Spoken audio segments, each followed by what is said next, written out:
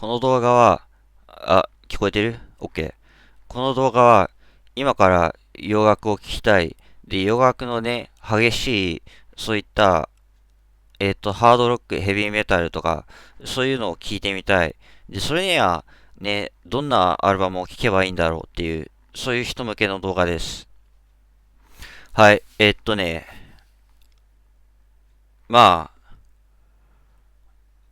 このリストは、主に、えっとね、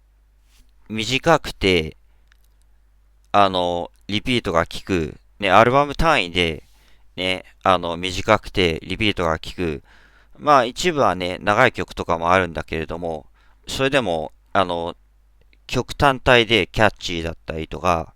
ね、そういう曲が溜まってたりとか、ね、そういうのを、判断基準に、とりあえず順を選んでみました。はい。1、スレイヤー、レイン・イン・ブラッド。はい、名盤です。超名盤。メタル聴かない人でも、かなりコアなメタルのバンドでも、メタルのファンでも、盤上1で超名盤です。かなり名盤です。神盤です。あの、本当にね、中古のね、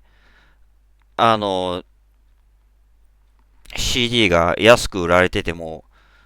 そのね、安さとかに騙されないでください。本当にね、本当に中古でも、ね、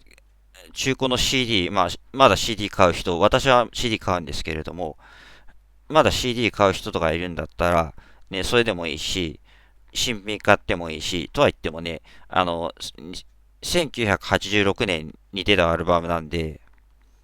まあね、かなりね、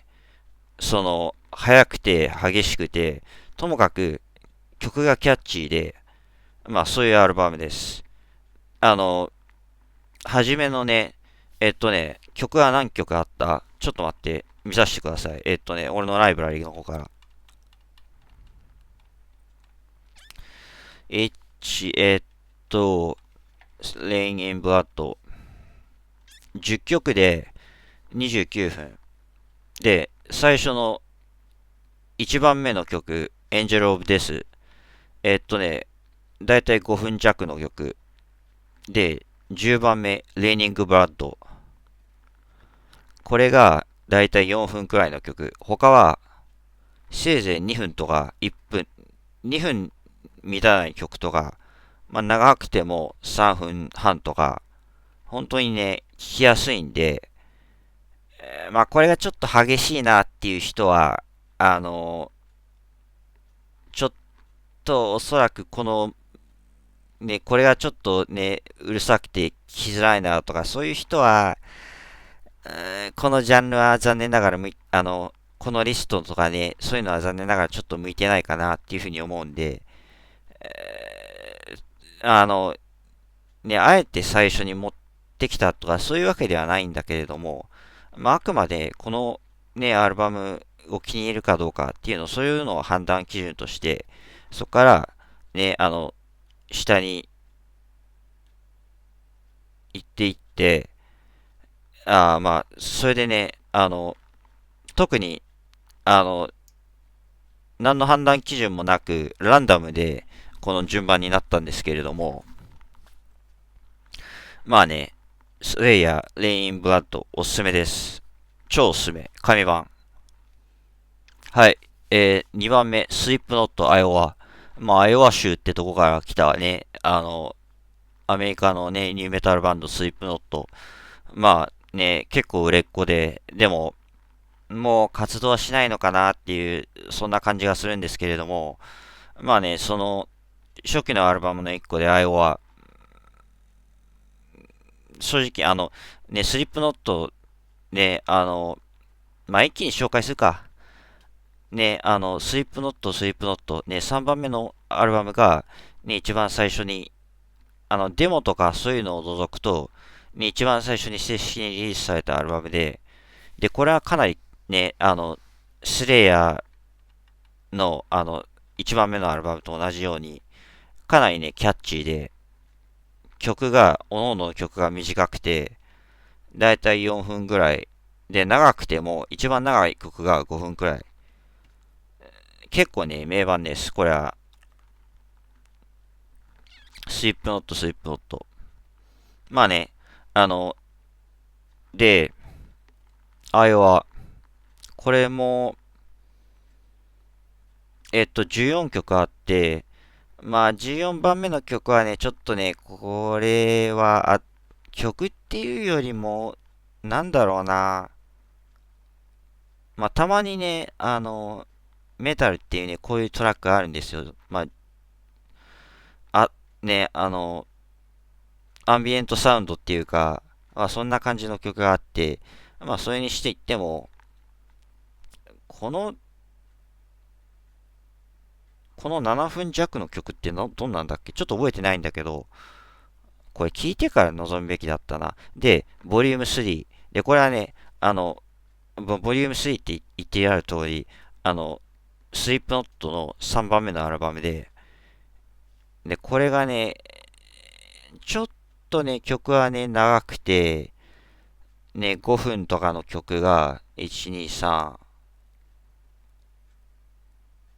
まあ5分に近いのを含めて4とかあって、まあでもね、結構聞きやすい。ね、一番ね、スイップノットの3番目のスイップノット、スイップノット、まあセーフタイトルのアルバムで、まあね、いろんなバンドがね、そうやってセーフタイトルのね、アルバムって作ってるんですけど、まあね、これもね、その一つなんだけど、まあね、3番目を聞いてみて、まあリリース順で聞くのはいいのかな。だから3番目、2番目、4番目っていう順番で、これはちょっとね、もうちょっとね、順番を考えてね、そうやって書けよっていう、そういう話だったんですけど、まあ確かにその通りです。申し訳ないです。まあともかくね、おすすめ。はい。5番目、Disturbed Asylum。Disturbed はいろんなアルバムがあって、ちょっと路線変更しちゃったバンドなんですよ。えっとね、2015年のイモータライズド、まあこれには、このリストにはないね、ちょっとね、アルバムなんだけれども、それより前のアルバムを聴いてほしい。で、まあイモータライズ、ちょっとね、ディスターブのアルバムは、このね、バンドは好きなんだけど、全部のね、そういったアルバムを持ってるわけじゃないから、どれがね、どういう順番だっけとか、そういうのはちょっと覚えてないんだけど、まあね、ディスターブドのアルバムの中で一番好きなものとして挙げさせていただきました。ともかくね、ディスターブドの売り屋っていうと、まあヘビーで、ちょっとミドル寄りのハイテン、ね、あの、ハイテンポっていうか、まあそんな感じのね、速さで、まあ大体4分くらいの曲が多いのかな。ともかくね、ボーカルがね、すごいいいんですよ。ね、ディスターブドだけで言うんだったら、サウンドオブサイレンスっていうね、有名な曲、メタルじゃない曲なんですけど、それもね、カバーをしてて、それはね、別のアルバムにね、収録されてるんですけども、ディスターブドのアサイラム。でね、このアルバムのタイトルトラックのアサイラムっていう曲もね、あの、他にはザ・アニマルとかだけかな。アニマルと、ザ・アニマルとアサイラムと、にミュージックビデオ化されてるんで、ぜひね、それもね、聞いてみてください。本当にね、ボーカルがかなりね、いいバンドなんで、おすすめです。はい、ヘイトブリード。ヘイトブリードっていうのは、ロックでもメタルでもないハードコアっていうジャンルの、まあ、メタルコ、まあ、そういうね、あの、厳密なね、カテゴライゼーションは、あんまりね、そういうのをね、探求していくと意味がないんで、別に、まあ、ハードコア系のバンドとだけ言っておきましょう。ヘイトブリード。で、The Rise of Brutality。結構ね、古いバンドで、ちょっとね、アルバムカバーが、こうやってバンドのね、ロゴがあって、黒とかね、グレーめのバンドで、で、これもね、結構古いアルバムで、ね、中古のね、CD 屋とかで、結構安く CD が売られてて、ね、本当にね、それはね、スレアとか、ね、他のね、やっぱりね、そうやってね、多く刷られて、安く売られてって、そういうのにはね、結構ね、名盤だから売られているからとか、やっぱり売られているから、それはね、結構ね、コアなファンから見ても、ああ、これは結構すげえなとか、やっぱりそういう理由があって売られているっていうの、すられて、売られてっていう、そういうのがあるんで、まあ、ともかく、ヘイトブリード、12曲あって、このThe Rise of Brutality っていうアルバム、12曲あって、32分、アルバムがトータルで、めっちゃくちゃね、短くて、キャッチーで、でね、やっぱりね、洋楽だとね、歌詞がどうこうとかって、やっぱりね、そういう風になりがちなんですけど、まあ歌詞、ね、そういうのに関しては後でまた説明するんですけど、ヘイトブリードに関して言うんだったら、ね、歌詞にもね、気を配って聞いてほしい。ね、そのくらいのね、本当にパワフルさがあって、とにかくね、男らしさ全開というか、ポジティブさとかいうか、ね、そういうのがね、あの、歌手のタイ、歌手のテーマっていうか、そういう感じなので、そして、何よりも、キャッチーで、ね、リピートしやすくて、そういうのがあってね、超おすすめです。ヘイトブリード、ザ・ライズ・オブ・ブルータリティ。はい、7番目、POD。ポッドじゃないです。POD。ちょっと待って、正しく表記させて、これは。はい、POD のサテライトってアルバム。青くて、ね、バンドのメンバーが4人ね、並んでて、そういうアルバムで、いつかな確か、20周年記念とかかなで、リマスターとか、ね、たまにね、バンドと、まあね、ア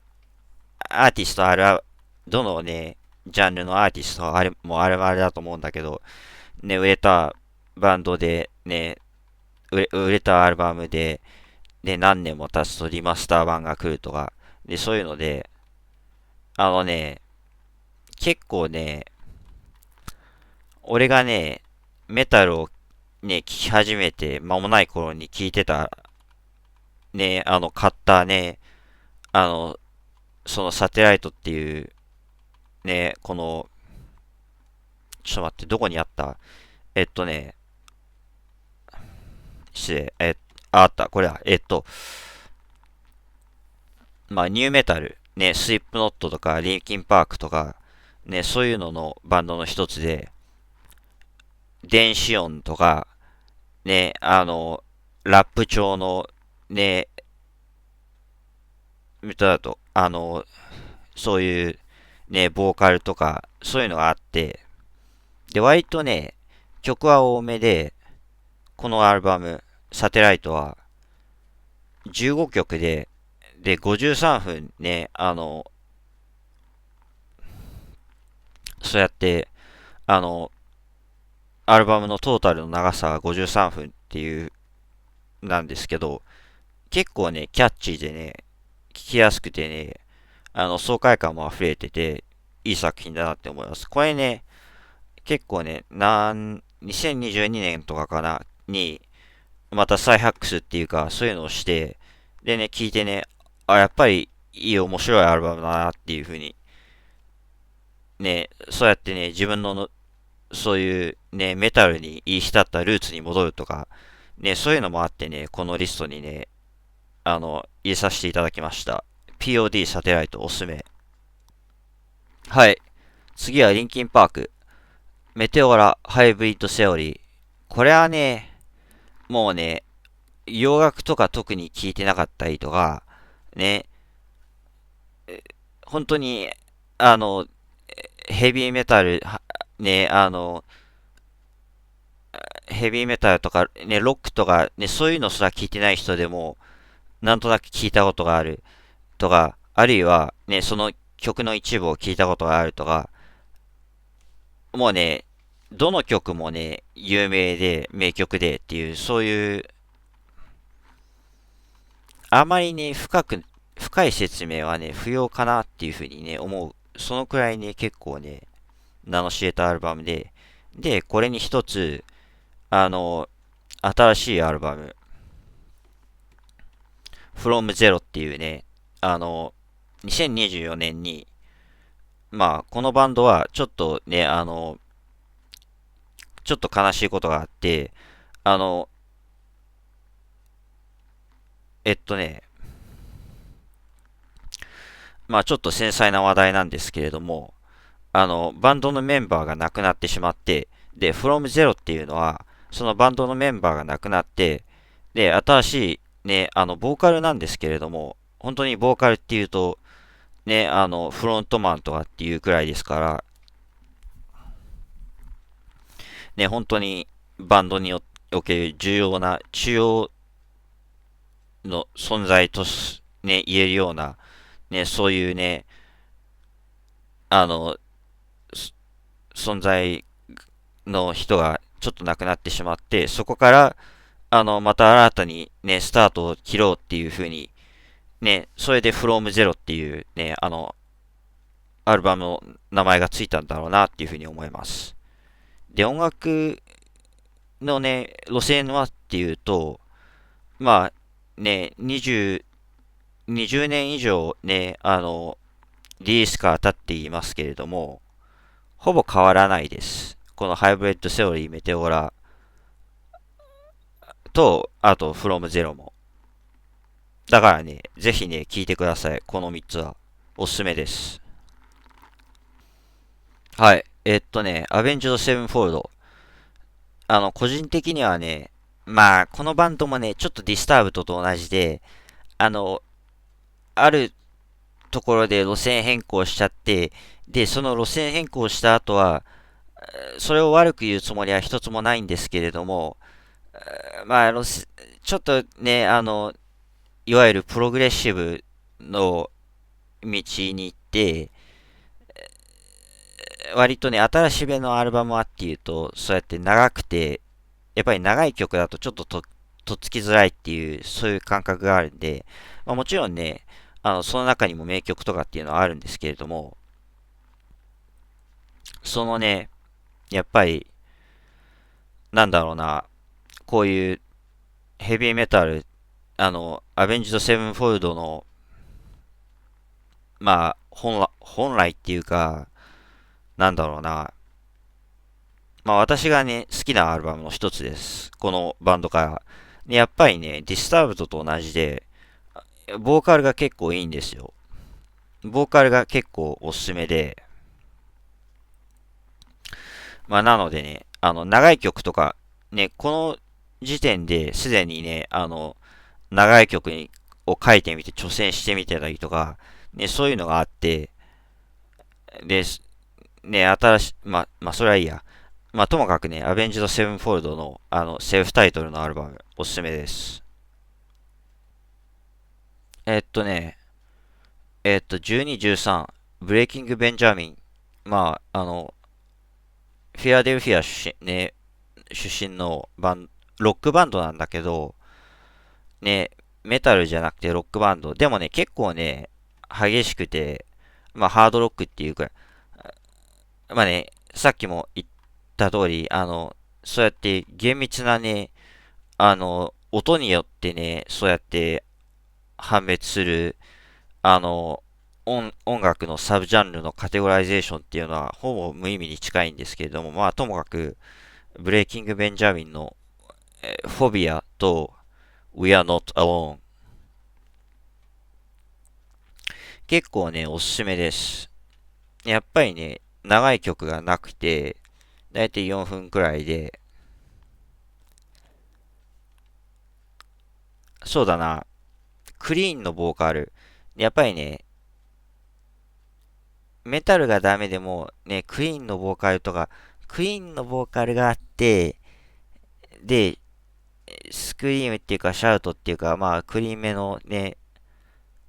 そういうのボーカルがあって、で、ね、シャウトもあったりとか、ね、そういう、ね、まあ、ボーカルは俺は好きかな。っていうと、まあ、意見が分かれるみたいな、そういう言い方だけど、いや、決してそんなことはなくて、まあね、二つとも両番で、結構ね、他のアルバムのね、漁ってみるとね、気に入るかもしれません。ブレイキング・ベンジャミンおすすめです。はい。システム・オブ・ア・ダウン、トクシシティ。ね、ボーカル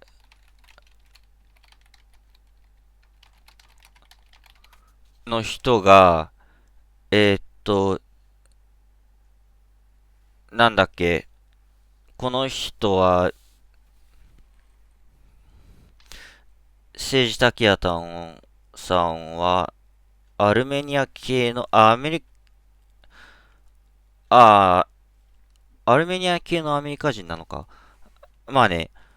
あのね、このバンドはね、歌手はっていうと、政治的なメッセージが非常に強いんですよ。まあね、そういうのにね、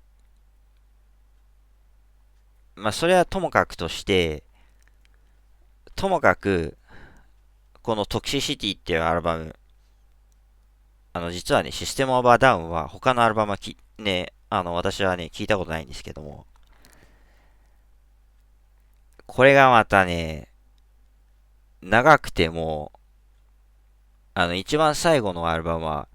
なんか、フィナーレみたいな感じの、ちょっとね、あの、曲調が違うアルバムで、これは別として、一番長い、ね、曲で4分で、15曲あって47分のアルバム。で、これもね、やっぱりね、中古のそういうね、CD 扱ってる店でね、安く買えるとか。で、それでね、これ買ったのいつかなっていうくらい、ね、やっぱりね、俺もね、あのね、メタルに入り浸ってからね、ほぼ、そういう初期の頃に聴いたアルバムの一つで、まだ聴いてもね、やっぱりね、いいアルバムだなっていうふうに思えるくらいね、やっぱりすごいキャッチーで、ボーカルも結構良くて、それで、ね、サージ・タンキアンさん、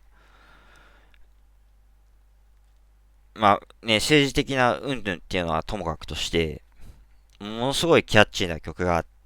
たくさんあって、ね、曲に次ぐ曲に次ぐ曲、ね、アルバム単位で聴くと、ね、そんな感じになって、本当にね、おすすめです。流れるようにね、曲に次ぐ曲に次ぐ曲っていう風にね、言ってね、どんどんね、次の曲へと変わっていくっていう、そんな感じでね、アルバム単位で聴くとね、そういう印象がね、やっぱり強いなっていう風に思います。このアルバムは。システムオーバーダウン、トクシシティ、おすすめ。というわけで、まあ、ね、一つずつ、まあ、厳密には1バンドずつかな。ね、バンドが同じものに関して言えば、あの、そう、ね、一度に複数のね、アルバムっていう風にして、ね、紹介させていただいたんですけれども、やっぱりね、歌詞が英語でわからないとか、やっぱりね、あの、歌詞ありきで音楽を聴いてるとか、そういう人って多いと思うんですよ。それで洋楽を聴いていると、お前英語だから何言ってるかわかんねえだろうとか、ね、そういうのはね、まあね、まあ確かにね、そうだなっていうふうには思います。まあ個人的にはね、まあ何もね、マウントとかそういうわけじゃないんですけれども、英語は使えるので、まあある程度ね、歌唱方法によっては、あるいはね、聞き慣れてるね、歌唱方法とかそういう風によっては、本当にね、歌詞はね、聞き取れるとか、そういうこともね、よくあるんで、まあね、あの、歌詞がわからなくても、歌詞を調べなくても、もちろんね、歌詞を調べて、そうやってね、音楽の深さとか、ね、そういうのを、よりよりね、そうやって没入感をね、増して、あの、増やし、増やすっていうか、ね、そういう風にして、それで楽しんでいく。それもね、やっぱりね、音楽の一つであるっていう風に思いますから、やっぱりね、あの、楽曲におけるそういう歌詞っていうのはね、非常に重要だっていう風にね、それはね、やっぱり否めないと思うんですけれども、で英語で書かれている歌詞、まあ、どれも、全部アメリカ出身のバンドかな、これ。システムオブアダウンはね、アルメニア系のね、人がボーカルやってるバンドだから、まあ、それはちょっと、まあ、アメリカ人ではあるんだけれども、まあ、ともかく、ね、歌詞が英語でわからないっていう場合はね、こういう風に、歌唱方法とか、ね、そういうのを、あの、楽器の一つとして聞くんです。ね、これね、歌詞が、YouTube のコメントかなんかでね、読んだね、結構ね、いい解釈の方法だなっていう風にね、思ってね、それをね、そのコメントをね、引用させていただくんですけれども、そうやってね、何言っていうかわからないけど、ね、歌唱方法によって感情が伝わっていくとか、ね、そういうのはあって、まあ、ちょっとしたね、まあ、英語がわからなければ、ね、教材として、そうやって、洋楽の歌詞を調べたりして、勉強とか、そういうふうにもできますし、まあ別に、歌詞無視して、ね、そういう英語での、あの、そういうボーカルっていうのを、いわゆる、楽器の一つとしてっていうか、あんまり、まあ、言い方によっては、あんまりよろしくない言い方になるな。まあ、そういうふうに捉えることで、まあ、そういう解釈もありますっていう話です。まあ、歌詞がどうこうっていうことに関して言えば。まあ、というわけでね、他にもね、いろんなね、まあ、適当なね、まあ、ツイッチでくっちゃべったりとか、まあね、他の趣味の動画が見てたりとかしてるんで、まあね、よろしければ、まあ、評価、まあ、ちょっとね、悪いところがあったら、まあ、低評価つけていただくんでも、それでも、まあ、コメントをいただくのが非常にありがたくい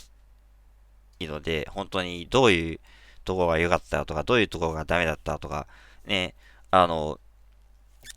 本当に何でも感想をいただくっていうのは非常にありが、ありがたいですし、あの、そういうのが、やっぱりフィードバックとして、これからに、活かせるので、ぜひよろしくお願いいたします。それからね、ツイッター、まあ、X、あと、スイッチも、さっき、まあ、たまに、雑談とかっていう風にしてるんで、全部ね、同じ、ユーザー名なので、そこで探していただいて、で、リンクもね、貼ってあるので、それからね、面白いやつだなとか、ね、そういうのが、ふうに思っていただいたらね、ぜひね、チャンネル登録させていただく、していただければ、非常にありがたい会議なので、よろしくお願いいたします。というわけで、名前をサルバトーレと言います。まあ、メタル、洋楽とかハードロック、ヘビーメタルをね、売り込む動画でした。では、さようなら。